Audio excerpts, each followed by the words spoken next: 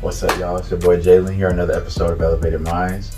We have a special guest today. This is my cousin, the engineer. You know what I'm saying? How long you been an engineer for? I've been an engineer since 2018, I believe. Yeah, that's when I got my degree. But I've been in the field for like almost 10 years. So he's always been into electronics and stuff like that. So it's interesting. When we're going to talk about today is we're going to talk about the future of cars. We're going to talk about Tesla. We're going to really be talking about benefits, all the different types of things that you guys need to know about Tesla. He's a fanatic. How long you had a Tesla now? I've actually been one of the early adopters. So I've had it since pretty much the first year the Model 3 came out. So as you can see, he knows his stuff. So a lot of people are interested in electric cars because, I mean, it's the way of the future. By 2030, I think most dealerships and most manufacturers are going to have electric cars offering. We don't know if they're going to do away with gas cars. I doubt it, but there's going to be a lot more influx of electric cars. So talk about Tesla for those of you that might be interested in getting a Tesla, the pros, the cons, the do's, the don'ts, the good things about it. There's so much that comes with owning a Tesla. So we're just going to dive into it. If you guys haven't followed me yet, subscribe, follow me on all my social medias. It's going to be in the description box. I'll have Trey stuff if you want to check out his stuff on Facebook. And we're going to go ahead and dive into this episode. What are some good benefits of having a Tesla?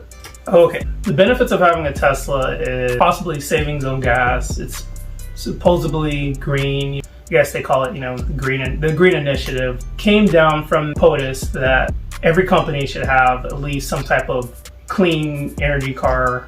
Whether the energy's clean, we're not going to get into that, but some type of car that has very little emission. I believe that's kind of the route that they were taking with that. So supposedly by 2035 there will only be electric cars being made, but I doubt that. The ICE industry is very strong. So gasoline's, it's billion-dollar industry, multi-billion-dollar industry. So I don't really see it going out. When people, like right now, gas is so high.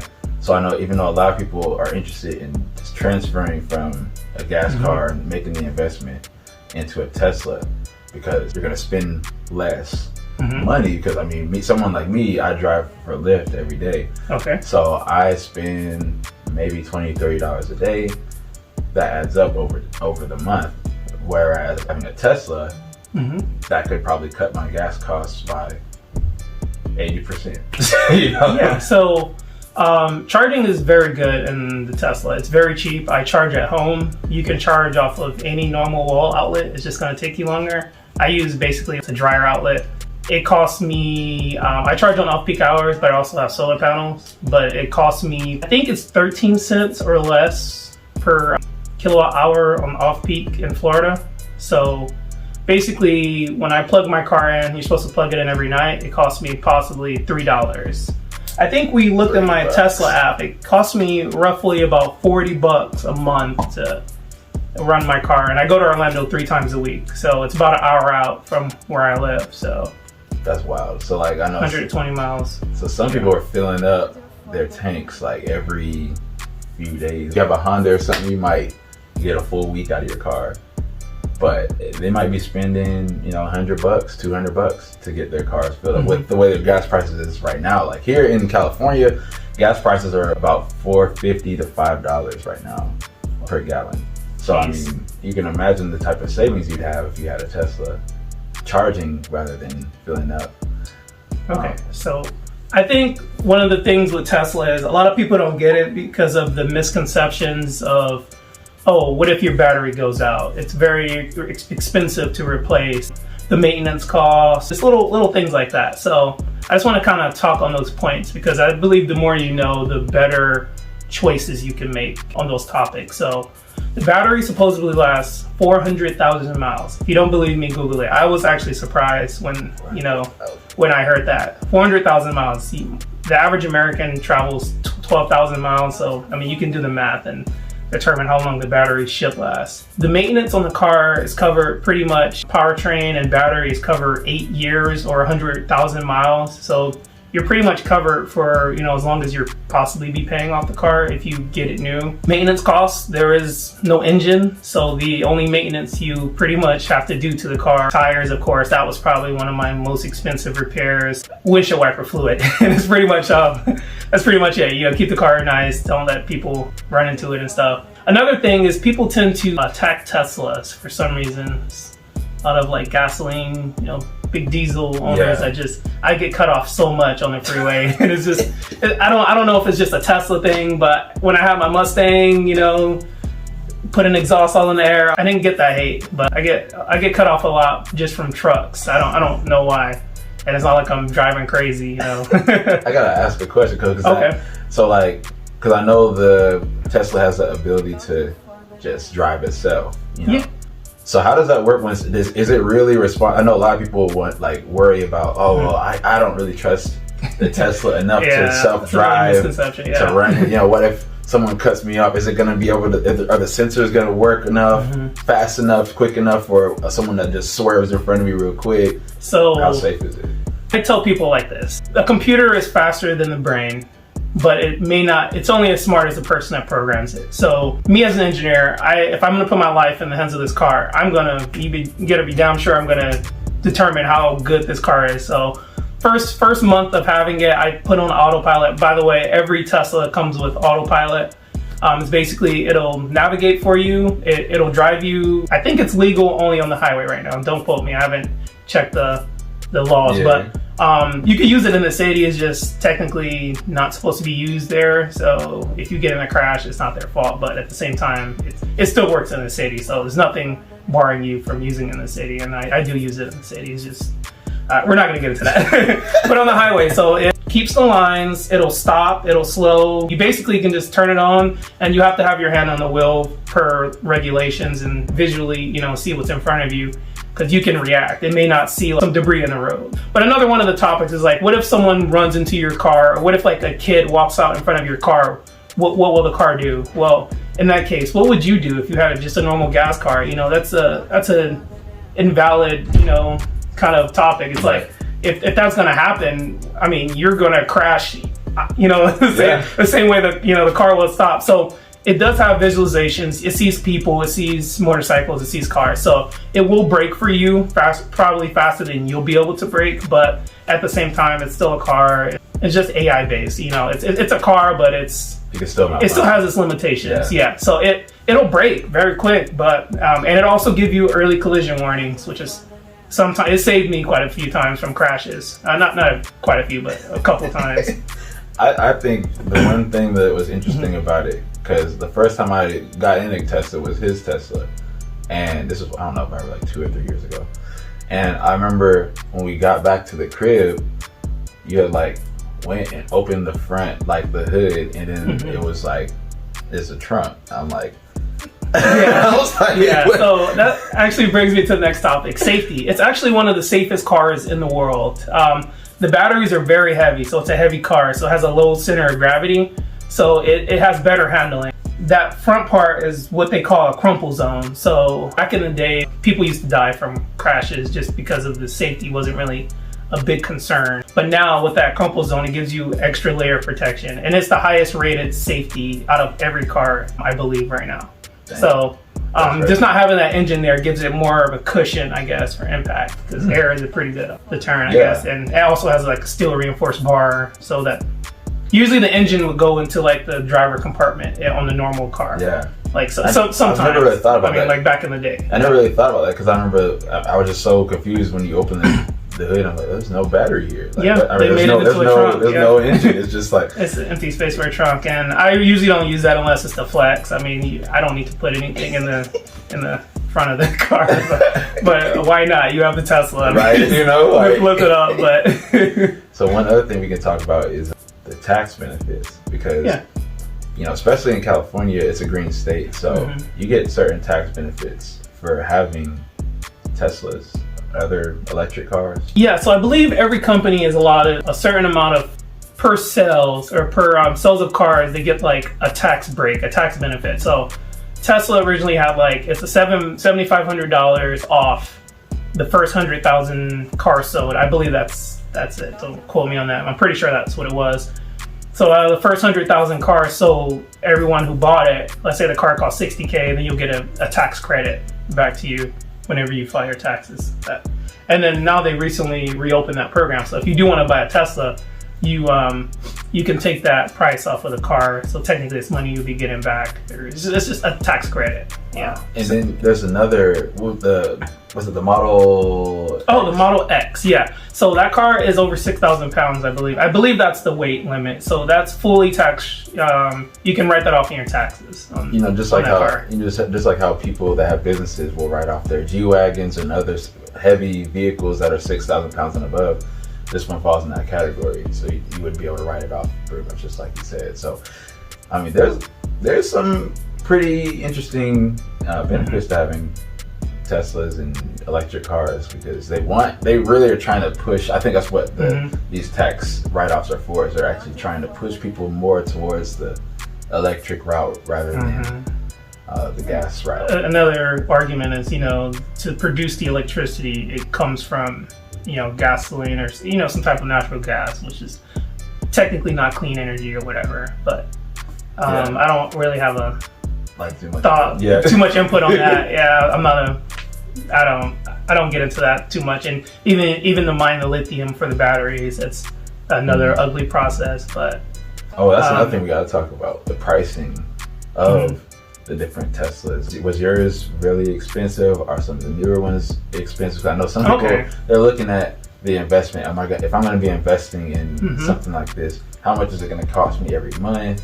Okay, that's fair enough. Compared to my gas vehicle, especially if you got a vehicle that's already paid off, or So my old car, I used to have a Mustang, used to be a gas guzzler, $20 every few days. So the pricing when this car first came out was, I have the discontinued model. It's a rear wheel drive, long range. So I sacrificed speed for a bigger battery. So the batteries, they get about 320 miles of range. Of course, your AC eats up a little bit of it, like 1%. It's negligible. So they get 320 miles of range, and that's about what my Mustang was doing. It's a 75 kilowatt hour battery. I know it's a lot of technical terms, but it doesn't. So yeah. So basically, my charging is another misconception I'm going to talk about. So people get what they call range anxiety. If you had to guess, what would you say range anxiety was? I mean, I only ran out of gas one time, and I mean, I was really pushing it to the limit. So, you're right on the having a Tesla, they get what I guess the Tesla people denoted as range anxiety. Is like, I'm afraid that when this car runs out of battery, we're stuck. There is no you guys, if you run out of gas, you can just use your gasoline jug and fill up. The generators aren't strong enough for this car. It's going to take a long time. So you're at the mercy of just towing your car to the next station. But luckily, it does have an on-screen computer. It warns you when your battery's getting low.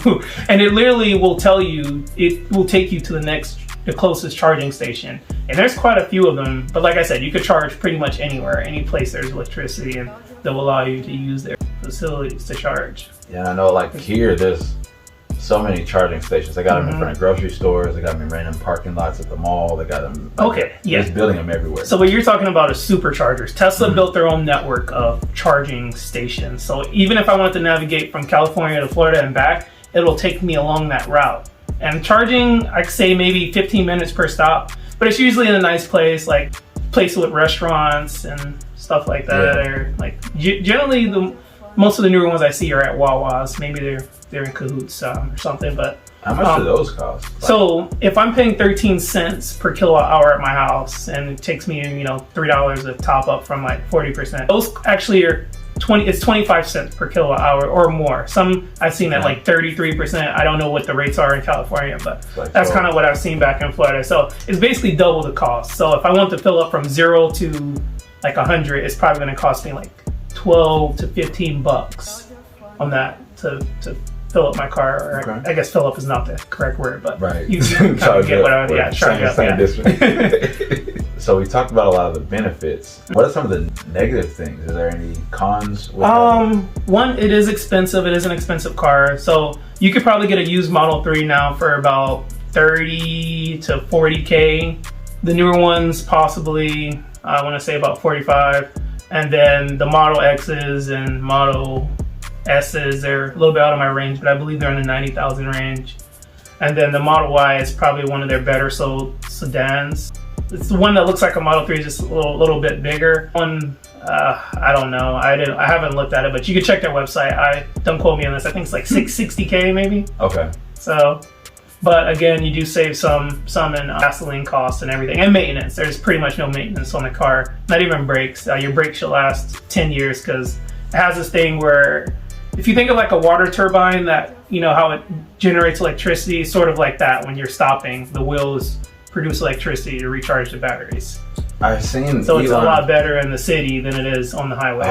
I've seen Elon mention something about that with I guess they're trying to build semis with Tesla semis. Tesla semis. Mm-hmm. And so I wondered if they have the same technology that he was talking about, because he was saying like as you brake, the kinetic energy or whatever that goes back into the battery. So that's a great way to explain it. Yeah. So the Teslas have other Teslas have that same technology. Yeah, they actually all have that technology. That is an innate ability of every Tesla that they've installed. And another cool thing about my car is it gets over-the-air updates. So the car is constantly getting better. I was one of the early adopters, and we couldn't, like, when we opened the glove box, we pressed a button. Now there's like a pin for that, and there's all kinds of like crazy things. There's games, you can watch YouTube. They got iOS, it's not while driving. iOS updates for cars now. Yeah, exactly. So that was another cool thing. So the car's constantly getting better. And when I did the math, I broke even, and I was like, well, if I'm gonna break even, at least I'll have a new car, you know. So I was like, you know, and then this car is supposed to last a lot longer. I generally don't see many cars above 200,000 miles, but I know it's very possible. But if my car lasts to 400,000 miles, I have to put in maintenance. Oh, that's another thing, the maintenance. So I felt people with cars, and you know, you have to pay your mechanic to come out to diagnose the issue, and it's just cost on top of what that part is, and then the labor to install it. So Teslas will actually tell you what's wrong with the car. So, you know, I had a seatbelt fault once, and before I even knew there was a seatbelt fault, the car's like, hey, you should really get this checked out. You want to schedule an appointment, you know, all that, and it tells you exactly what's wrong with the car. So you don't have to diagnose your car ever, and that's, you know, it's just an innate ability that they've already installed in the car. So they've had a lot of smart people that's, you know, way above me, and that really put time into you know, top minds of, you know, in the industry that really put time into making this car what it is today. I mean, so it sounds like, I mean, for those of y'all thinking about getting a Tesla or an electric car, it seems like it would be a good investment, because there's so many benefits. There's write-offs. There's, you know, you're saving. I mean, initially you might be paying a lot of money for the cost of the car. Oh yeah, we did talk about the cons. So even the cost of repairs, they can get quite pricey. So, you know, if you need to replace your battery, if, you know, something happens that's your fault, it is very expensive to replace. So let's say the battery costs maybe 12K to replace. Don't quote me on that, 12 to 20K. But I don't see that happening very often. There's also like third-party people that can come and help you for a cheaper price, like Rich Rebuilds. Shout out to him. That's my dog. I've been watching him since he's been in his garage. He's pretty dope. Hey. So you could take it to like Electrified Garage, or it's like a third party. It's like you taking your car to like the mechanic. You know, he's not necessarily with the dealership, but he knows about the cars. And being that it's high voltage, this guy has all the certificates and everything. He knows what he's doing. So there's one guy, he hit a bump and his battery like broke off of the car, something like that, the cooling system. And Tesla wanted to charge him like 16K, and the battery was only like a month old, and it was his fault because he hit something or whatever. But it doesn't happen often. But that was pretty much the biggest one, because that's the one that everyone knows about. And he took it to Richard Build, and he was able to fix it for like $1,000 or $900. And it's like, you know, if the same thing happened at your dealership, you know, it's, you know, you hit something and it's your fault, you're still going to be responsible for that. But generally it may not be that much, but at the same time, you know, at least you have people that can help out. That's pretty lit. Is there any other like benefits you can think of or good stuff about Tesla? I like their dealership model. You basically, there's no haggle. you're not gonna get a discount. And they tell you what your price is. You don't even order it from. I mean, you don't even like go to the dealership to buy it. They'll prompt you to a computer. You'll sit down and you'll fill it out, and the car will actually be delivered to you. So that's some customer service. Yeah, exactly. But it's like a no dealership thing. So it's like no haggle, no hidden fees or whatever. Like, oh, you know exactly what you're gonna pay. $75K. Exactly. Here's the tax. Yeah. So even if you go to their website, they tell you what you save in gas, and that's probably one of their biggest savings, and maintenance over the life of the car. And for me, it just made sense. It's like, I have the safest car. It's me breaking even. I don't have to pay for gasoline or anything, and it's a fast car. It's a fun car. I think most people that test drive it, they just love it. They went to 0 to 70 in like 10. Oh yeah, 0 to 60 in like 4 seconds is their slowest car. And I have a pre-order for the Cybertruck whenever it does come out. So I don't think I've had it for a while. They're ugly. They're ugly, but I'm gonna get one. Once it actually comes to fruition, they start, I think they go into production this year. So they'll probably go out to all the dealerships. So I'll go and test drive it. And if I like it more than I hate it, then I'm probably going to get it. It has this really cool thing that like parallel parks for you. All four wheels. See, I need that for over here. Yeah, all four wheels actually turn like sideways, and you can like crab walk off to the side. And yeah, it is pretty cool. I think Ford or Rivian started it, but it's a really cool trend. Oh, those Rivians are cool. Those are cool. They're just so expensive. Yeah. How much those cost? I believe they started in the 90s also. I'm a fanatic of electric cars. I've looked at Lucid Air, I've looked at Rivians. I know I didn't touch over all the bases of, all the pros and cons. Like, it's a heavy car, so you're gonna run through tires.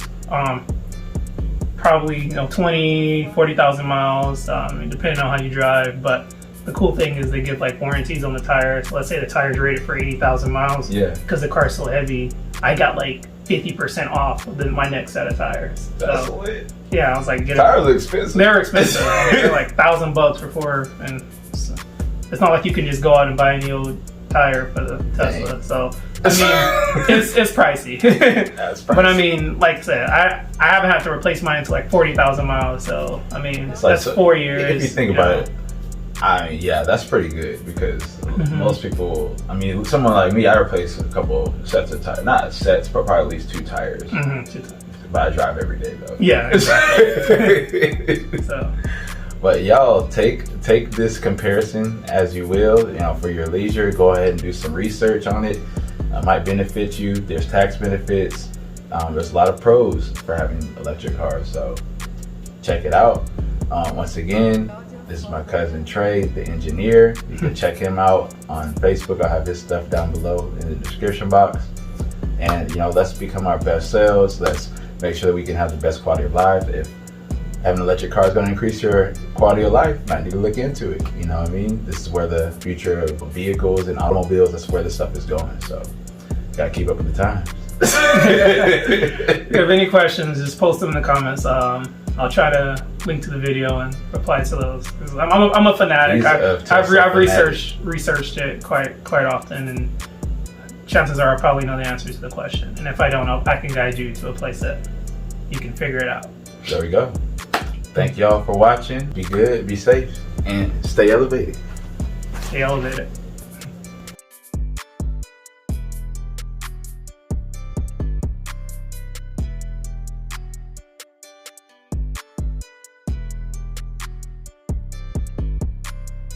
You're further in.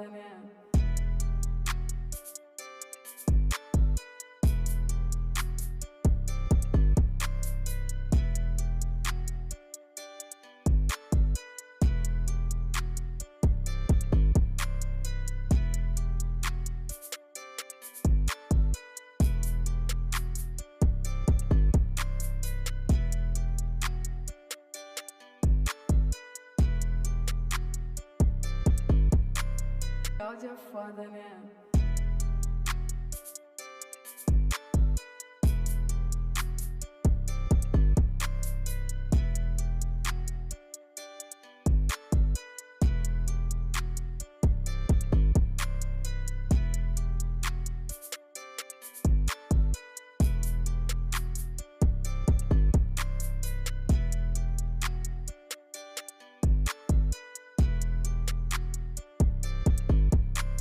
Cláudia foda, né?